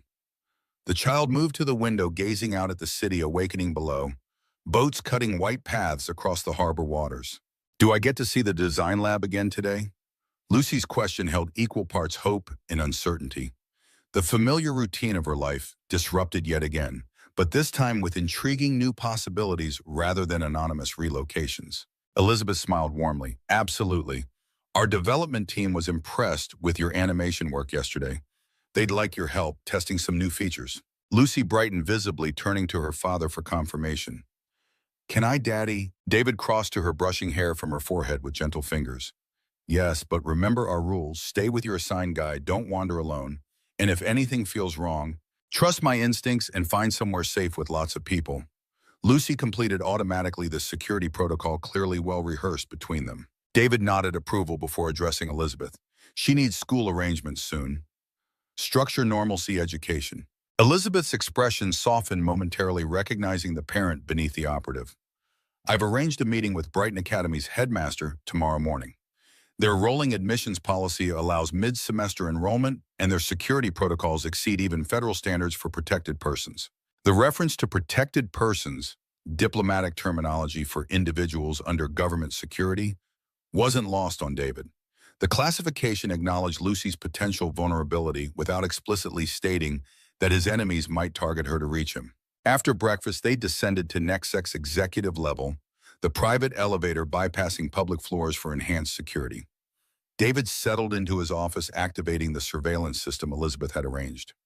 Multiple screens displayed camera feeds from key locations throughout the building, providing comprehensive coverage of personnel movements, security checkpoints, and the specially prepared interview room where he would evaluate suspects. Robert Chen arrived precisely at 900 a.m., his punctuality reflecting military precision rather than corporate promptness. Elizabeth's brother carried himself with the confident authority of someone accustomed to both technical expertise and organizational respect. His tailored suit and meticulously maintained appearance projected professional success, but the subtle tension in his movements suggested hypervigilance beneath the polished exterior. David greeted him with a firm handshake, assessing physical indicators, grip strength, palm temperature, eye contact patterns, while maintaining the neutral demeanor of a corporate security professional. Thank you for making time, Mr. Chen. As you know, we're conducting comprehensive security reviews following the incident at Sterling Tower. Robert settled into the offered chair, his posture casual yet controlled. Elizabeth mentioned you were former military, special forces. The question probed for confirmation of rumors undoubtedly circulating throughout NECSEC. David neither confirmed nor denied, redirecting smoothly. My background includes specialized security operations. Today, I'd like to discuss access protocols for the core security architecture, specifically who can authorize changes to fundamental code structures. The technical discussion that followed revealed Robert's extraordinary expertise and equally extraordinary ego. The CTO detailed elaborate safeguards built into NECSEC systems, emphasizing redundancies he'd personally designed to prevent unauthorized modifications. No single person can implement changes without multiple approval layers. Robert explained his confidence, absolute. I designed the authentication hierarchy myself after leaving the Pentagon. It's modeled on nuclear launch protocols, distributed authority requiring consensus before execution. David noted the pride underlying this statement, the architect describing his masterpiece, while probing for vulnerabilities. Yet someone managed to insert a backdoor into the system. How would that be possible given these safeguards? Robert's expression tightened imperceptibly, professional pride wounded by the implication. It wouldn't be, unless multiple senior staff were compromised, or unless he paused considering the implications before continuing. Unless someone found a pathway I hadn't anticipated. A theoretical vulnerability I've been researching involves quantum computing exploitation of our encryption standards, but that's beyond current technological capabilities outside of perhaps 3 government agencies. David observed Robert's micro-expressions during this explanation, the slight furrow between his brows, the infinitesimal pause before mentioning government agencies, the controlled breathing pattern of someone consciously managing stress indicators. Nothing definitively suspicious, but nothing that eliminated him as a suspect either. Their conversation continued for 40 minutes. David methodically exploring Robert's knowledge of the system architecture, his relationships with team members, his awareness of potential external threats. Throughout, Robert maintained composure and cooperation, though his responses to questions about Elizabeth occasionally revealed complicated sibling dynamics. Respect mingled with competitive tension. After Robert departed, David reviewed the recorded session, noting behavioral patterns for comparative analysis against subsequent interviews. The CTO remained a viable suspect. He possessed the necessary expertise, access, and potentially the government connections implied by his Pentagon background. Yet his genuine concern about the security breach seemed authentic, suggesting either remarkable deception skills or actual innocence. Diane Mercer arrived next, her nervous energy immediately apparent in rapid speech patterns and excessive hand gestures. The senior developer's recent divorce had left visible marks. Significant weight loss, dark circles beneath her eyes, a wedding ring tan line still visible on her left hand. Her financial distress following the settlement created classic vulnerability for recruitment by hostile entities. Opportunity and motivation forming 2 pillars of the traditional insider threat assessment. During their conversation, David observed Diane's reactions to key topics, particularly her relationship with Robert Chen and her access to core security protocols. Her technical expertise was evident, though narrower than Robert's comprehensive understanding. More revealing were her emotional responses to questions about team dynamics, flashes of resentment when discussing Robert's management style, nervous fidgeting when asked about recent changes to access permissions. I was removed from the final implementation team 3 weeks ago. Diane admitted bitterness seeping through professional restraint. Robert claimed it was due to performance concerns following my divorce, but I've never received negative reviews until recently. David noted this potential motive. A disgruntled employee excluded from high-profile work might seek retribution. But Diane's technical responses suggested she lacked the sophisticated expertise required to implant the backdoor undetected. She remained on his suspect list, but with reduced priority. Kevin Phillips proved the most intriguing subject, arriving 15 minutes late with disheveled appearance and distracted manner. The senior network engineer had reputation for brilliance, counterbalanced by social awkwardness, but David immediately recognized something beyond mere eccentricity in his behavior. Phillips exhibited classic signs of someone under extreme stress: pupil dilation, perspiration, patterns, voice modulation, inconsistencies, and most tellingly, selective attention failures during technical questions that should have been routine for someone with his expertise. "I've been working on peripheral systems recently," Kevin explained when asked about recent changes to core security protocols. "Mostly international client deployments, not the domestic infrastructure implementations." The deflection technique was subtle but recognizable to anyone trained in interrogation, answering adjacent to the question rather than addressing it directly. David pressed further, observing Kevin's physiological responses to increased pressure. "Yet your access logs show you reviewed the core architecture multiple times last month, often during off hours." Standard procedure. Kevin's right hand twitched slightly, a tell indicating preparation for deception. Security audits. Robert assigned them randomly to ensure compliance verification wasn't predictable. Plausible explanation, though. David noted the lack of eye contact during delivery. He shifted topics abruptly, a technique designed to prevent rehearsed responses. "Your financial records show 3 large deposits to your Cayman account within the past 60 days. Consulting work. The question, based on information Elizabeth had provided from NextSec's enhanced background checks, visibly startled Kevin, his composure fracturing momentarily before he recovered. "Family inheritance. My uncle passed in March." David made a note to verify this claim, though his instincts already flagged it as likely false. Throughout their conversation, Kevin's behavior indicated significantly elevated risk factors compared to previous interviewees: financial anomalies, access pattern irregularities, and most concerning, sophisticated deception techniques beyond typical civilian capacity. By mid-afternoon, David had completed 5 interviews, each carefully documented and analyzed against behavioral baselines. He was reviewing comparative data when Elizabeth entered his office, her expression revealing tension beneath professional composure. "Robert tracked me down after his interview." Elizabeth began closing the door behind her.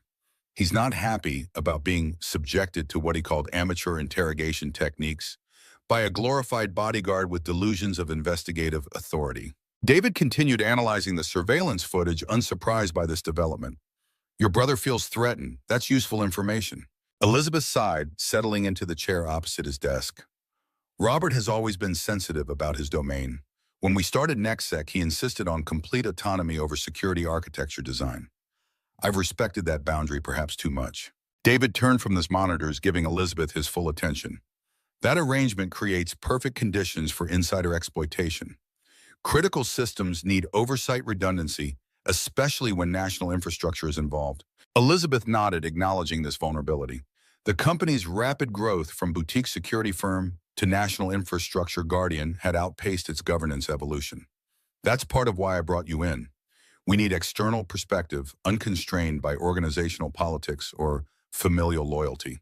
The admission that even her brother remained on her suspect list revealed Elizabeth's commitment to addressing the threat regardless of personal cost.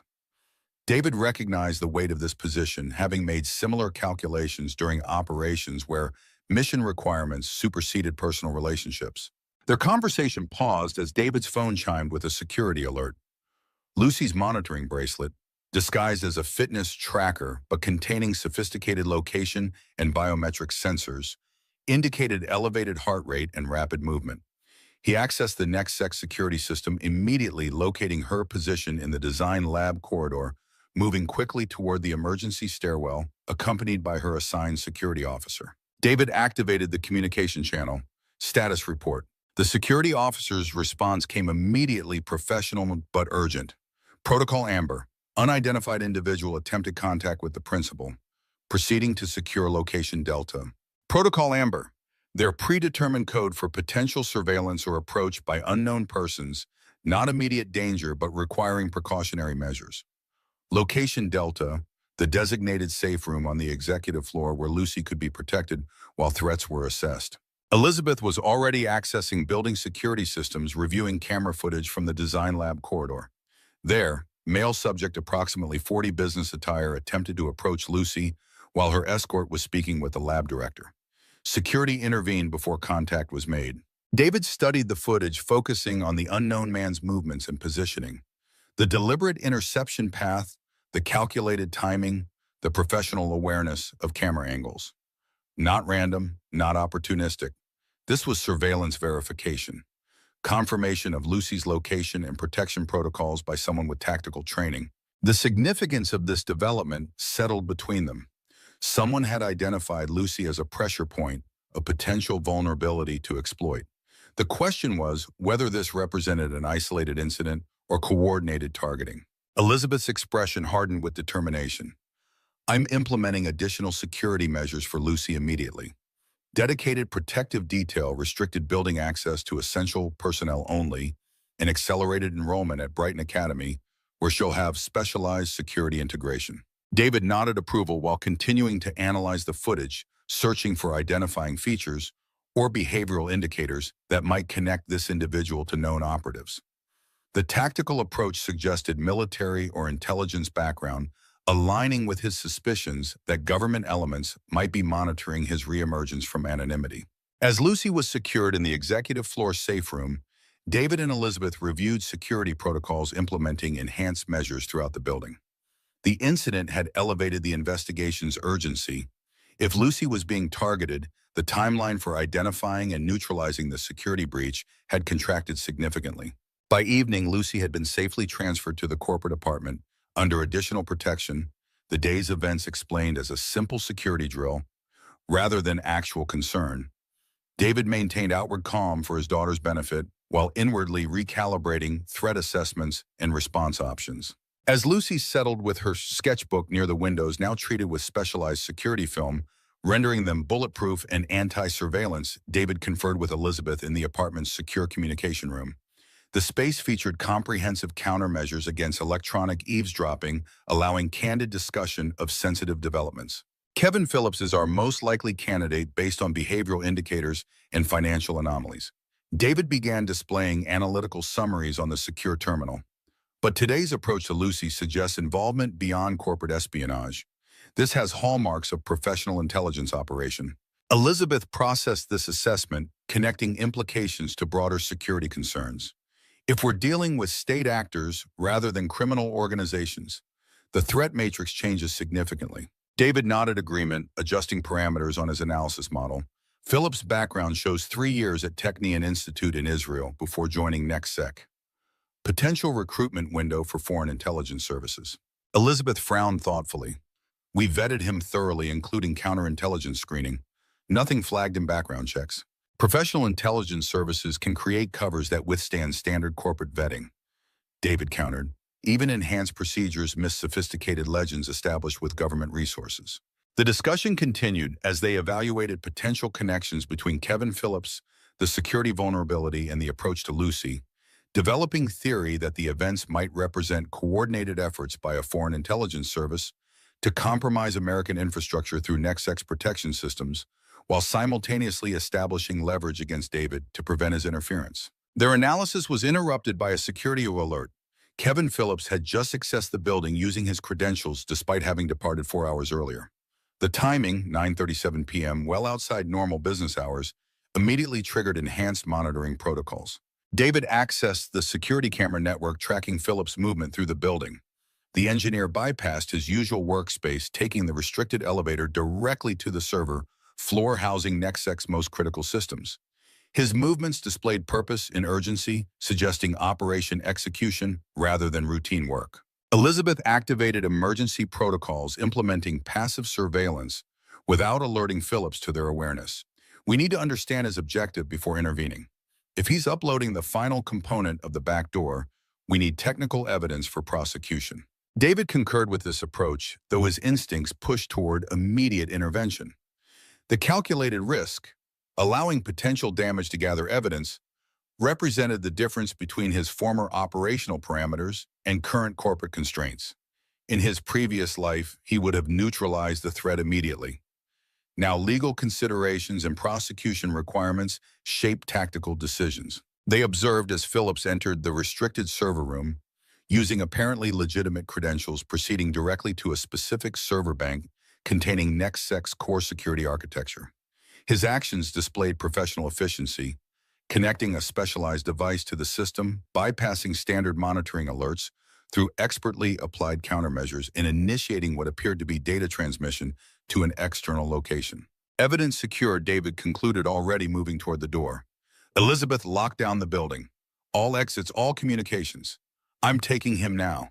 Elizabeth initiated the security protocols with swift keystrokes, sealing the building and activating enhanced monitoring throughout all systems. Be careful. If he's agency-backed, he'll have contingencies and possibly defensive training. David moved through the executive floor toward the emergency stairwell, bypassing elevators that might alert Phillips to his approach. His body automatically shifted into operational mode. Movement patterns optimized for speed and silent senses heightened to environmental details, mind-calculating approach vectors and neutralization options with practiced precision. Descending 12 flights to the server level, David emerged silently into the corridor leading to the secured server room. The space featured redundant security measures. Biometric scanners reinforced doors' continuous surveillance. Yet Phillips had navigated these defenses without triggering alarms, confirming sophisticated preparation and inside knowledge. Through the server room's glass wall, David observed Phillips completing his operation, disconnecting the specialized device and preparing to depart. The engineer's movements displayed professional thoroughness, wiping surfaces, restoring systems to their original configuration, implementing countermeasures against detection, further evidence of training beyond civilian information technology expertise. David positioned himself beside the server room door, calculating interception timing as Phillips approached the exit. The moment the engineer cleared the doorway, David executed a precise neutralization sequence, controlling Phillips' dominant arm to prevent weapon access, applying momentary tracheal pressure to disorient without causing permanent damage, and completing the takedown with a controlled transition to restraint position that immobilized without injury. The entire sequence required less than 4 seconds. Phillips subdued and secured before he registered the threat. The engineer's expression reflected not fear but professional recognition, acknowledgement of superior tactical execution rather than civilian panic. "You're him," Phillips stated flatly, no question in his tone. "The ghost who came back from the dead." David secured Phillips' hands with specialized restraints from his tactical belt, conducting efficient search that revealed expected tools: encrypted communication device, specialized data transfer hardware, authentication bypass equipment, confirming operational rather than criminal profile. Elizabeth arrived with security personnel, maintaining professional command presence despite the tension evident in her posture. The server room is secured. Technical team is assessing what he accessed and potentially compromised. Phillips remained unnaturally calm for someone facing industrial espionage charges that carried significant federal penalties. His composure suggested confidence in protection or extraction, hallmarks of state-sponsored operative rather than financial opportunist. As security personnel secured the area, David conducted preliminary interrogation, evaluating Phillips' responses against behavioral baselines established during their earlier interview. The engineer's demeanor had transformed completely. The nervous awkwardness replaced by controlled professionalism, the scattered focus now laser-sharp situational awareness. "You're making a significant miscalculation," Phillips stated calmly. "This operation has protection at levels beyond your clearance, even with your particular background. One call from me and this ends with you in federal custody instead of me." David observed these claims without reaction, noting specific phraseology consistent with intelligence community vernacular. The reference to clearance levels and federal intervention aligned with his suspicion that Phillips operated with government sanction, though which government remained unclear. Elizabeth directed the security team to escort Phillips to the building's secure holding room, a reinforced space designed for containing threats until law enforcement arrival. As the engineer was removed, his parting statement carried calculated warning: "She'll never be safe as long as you're involved in this, Turner. Some ghosts should stay buried." The direct reference to Lucy, implicit but unmistakable, confirmed David's assessment that Phillips's operation extended beyond technical compromise into personal leverage. The threat crystallized his determination while simultaneously introducing paternal fear into tactical calculations, a vulnerability he'd never navigated during his operational career. With Phillips contained, David and Elizabeth proceeded to the server room, where NextSec's technical team conducted emergency assessment of the engineer's activities. The preliminary findings proved concerning. Philips had implemented sophisticated access protocol that would allow remote control of 16 critical infrastructure systems nationwide, creating potential for coordinated attack against power grids, water treatment facilities, air traffic control systems, and nuclear plant safety mechanisms. The architecture is brilliant, the lead security analyst explained, displaying technical diagrams on monitoring screens. He created a distributed command structure that appears legitimate within each individual system, but collectively forms a coordinated attack vector when activated by specific trigger sequence. Elizabeth studied the technical analysis with growing alarm. Potential casualty estimates if all systems were compromised simultaneously. The analyst hesitated before responding. Conservative models suggest hundreds of thousands initially, with cascading effects potentially reaching millions depending on timing and duration. The scale of the threat had transformed their understanding of the operation. This wasn't merely corporate espionage or even conventional cyber terrorism, but potential mass casualty attack vector disguised as system vulnerability. The implications elevated the situation from criminal investigation to national security crisis. Elizabeth initiated secure communications with federal authorities, activating pre-established protocols for critical infrastructure threats. David continued interrogating Philips while technical teams implemented emergency countermeasures to isolate and neutralize the implanted vulnerabilities before they could be activated. Philips maintained professional detachment during questioning, revealing nothing beyond cryptic warnings and occasional technical details apparently calculated to demonstrate the sophistication of his operation rather than provide actionable intelligence. His behavior reinforced David's assessment of intelligence community training, specifically resistance to interrogation techniques and information control protocols consistent with specialized preparation. The breakthrough came unexpectedly at 3:17 a.m., not through Philips, but through Lucy. David had briefly returned to the corporate apartment to check on his daughter, finding her awake and drawing intensely despite the late hour. Her sketchbook displayed meticulously detailed rendering of Kevin Phillips, captured from their brief encounter in the design lab corridor, with extraordinary accuracy that revealed her exceptional observational capabilities. Lucy pointed to specific details in her drawing: a distinctive scar partially visible beneath Phillips' shirt collar, a particular pattern in his iris coloration, the slight asymmetry in his facial structure. "I noticed something strange about him, Daddy. He watched me like you do, seeing everything, missing nothing. And his eyes look just like your friend, Captain Reynolds, from that old photo you keep." The observation struck David with revelation force. Captain Michael Reynolds, naval intelligence officer who had recruited David for specialized operations nearly 15 years earlier, before the formation of the shadow unit that became his operational identity. Reynolds had distinctive heterochromia, sectoral variation in his right iris, creating unique coloration pattern that Lucy had apparently observed in Phillips, despite their brief encounter. The connection catalyzed reassessment of Phillips' possible affiliations. Not foreign intelligence as initially suspected, but potentially domestic operation, specifically naval intelligence, or associated covert programs that might have inherited the specialized unit David had abandoned 8 years earlier. David returned to the secure holding room with renewed focus, approaching Phillips from entirely different perspective. "Captain Reynolds sends his regards," David stated calmly, watching Phillips's micro-expressions for confirmation. The engineer's pupil dilation and momentary freeze response confirmed the connection before he recovered professional composure. "I don't know what you're talking about." David leaned closer, voice lowered for privacy despite the monitoring systems. "We both know that's not true. Naval intelligence doesn't sacrifice assets without extraction plans. What's the real operation here, Kevin? Or is that even your name?" The calculated reference to extraction protocols, standard procedure for compromised intelligence assets, triggered visible reassessment in Phillips' demeanor. His gaze sharpened with new calculation, evaluating David not as corporate security, but as former operative who understood the operational landscape they both inhabited. After measured silence, Phillips responded with careful precision. "The systems were already compromised before I arrived. My mission was identification and verification, not implementation. Someone else created the vulnerability. I was tasked with confirming its existence and potential application." David processed this claim against available evidence. If true, it suggested counterintelligence operation rather than offensive action. Naval intelligence monitoring critical infrastructure vulnerabilities rather than creating them. That narrative aligned with standard national security protocols, but contradicted the financial evidence in Phillips' direct actions in the server room. Then who is behind the original compromise, David pressed, maintaining eye contact to evaluate truthfulness indicators?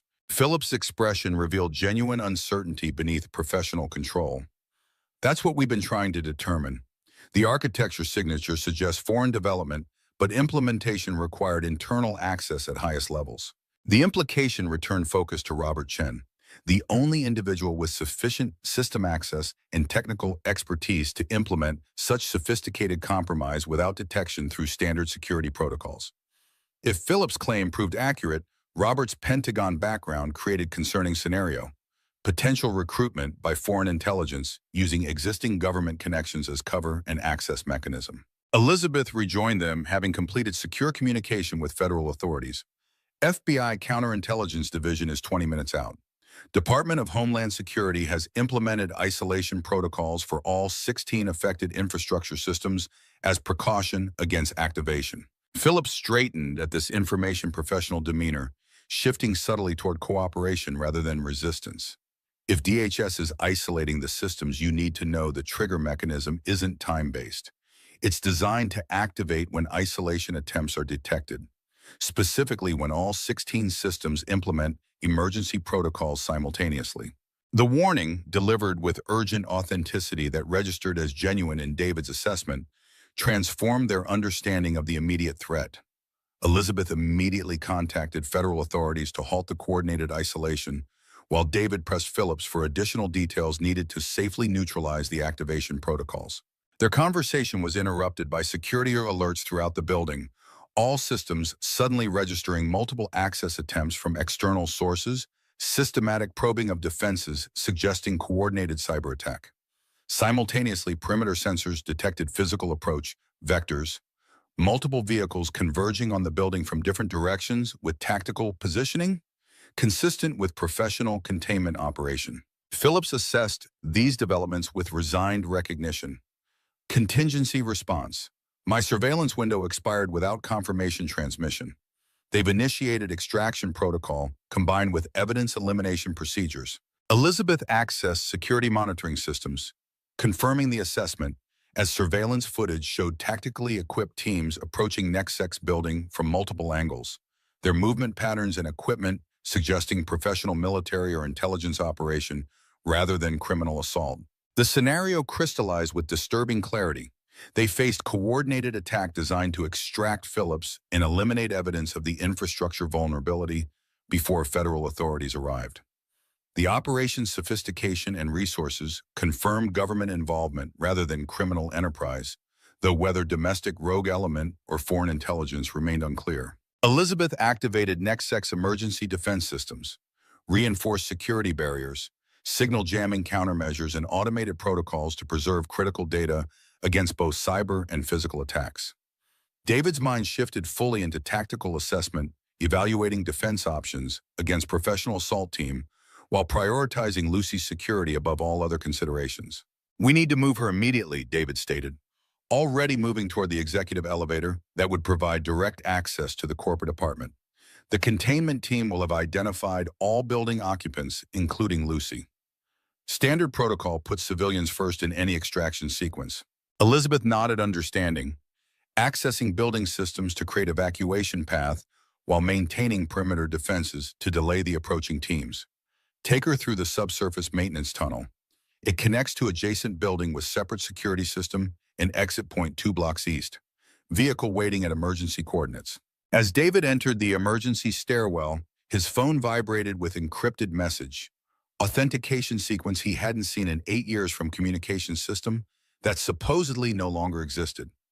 The message contained only coordinates and time windows signed with single letter that carried unmistakable significance, M. The initial from his former handler, the individual who had orchestrated his extraction and disappearance 8 years earlier, offering extraction coordinates in current crisis. The communication's timing and authentication suggested monitoring of his current situation and deployed resources prepared to assist.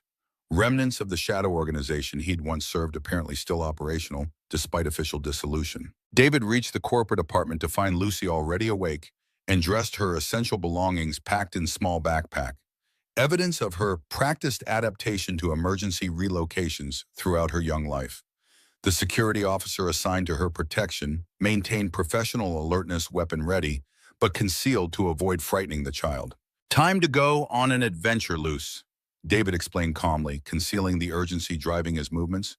"Remember our special game for unexpected trips?" Lucy nodded solemnly, her expression reflecting understanding beyond her years.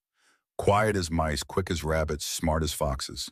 The simple phrase, "their established protocol for emergency evacuation," activated practice behavior patterns that transformed the 9-year-old from potential vulnerability to cooperative partner, her movements becoming deliberate and efficient as she followed David's lead without question or hesitation. They proceeded to the maintenance access panel. Elizabeth had indicated the security officer maintaining protective formation as they descended into the utility tunnels beneath NextSec's headquarters. Above them, building sensors reported breach at multiple entry points. The tactical teams had penetrated outer defenses and were methodically sweeping each floor with professional efficiency. David guided Lucy through the dimly lit concrete passageway, his senses hyper-alert to potential threats, while maintaining reassuring calm for his daughter's benefit. The tunnel extended nearly 2 blocks, eventually connecting to adjacent office building through emergency access panel designed for utility worker movement during crisis situations. As they navigated this escape route, David evaluated options against the encrypted coordinates he'd received. Potential extraction point operated by unknown elements from his past versus Elizabeth's arranged security vehicle. The decision balanced operational security against personal trust, fundamental calculation that had defined his professional existence before Lucy became his priority. The maintenance tunnel ended at access ladder leading to utility room in the adjacent building's subsurface level. David assisted Lucy upward, the security officer maintaining rearguard position against potential pursuit. They emerged into conventional office building with standard overnight security, civilian environment offering anonymity among normal business operations rather than specialized protection. David guided them through empty corridors towards service exit. Elizabeth had designated his tactical awareness, noting surveillance camera positions, security personnel locations, and potential choke points with automatic assessment developed through years of covert operations. Lucy matched his pace without complaint, her practiced response to crisis situations reflecting lifetime of preparedness for precisely these scenarios. They reached the designated exit point without incident, emerging onto Side Street, 2 blocks east of NextSec headquarters, where unmarked black SUV idled precisely at arranged coordinates. The vehicle's driver, female, approximately 30, professional posture suggesting specialized training, watched their approach with alert assessment rather than civilian curiosity. As they neared the vehicle, David detected subtle indicators that triggered immediate caution.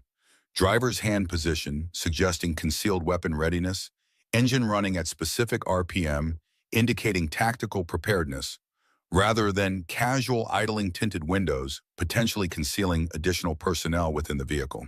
Simultaneously, his phone vibrated with second encrypted message.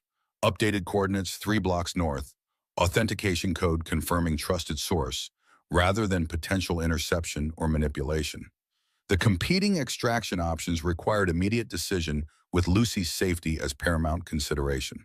David's training processed environmental variables, threat assessment, and tactical options with practiced efficiency that translated complex calculation into decisive action.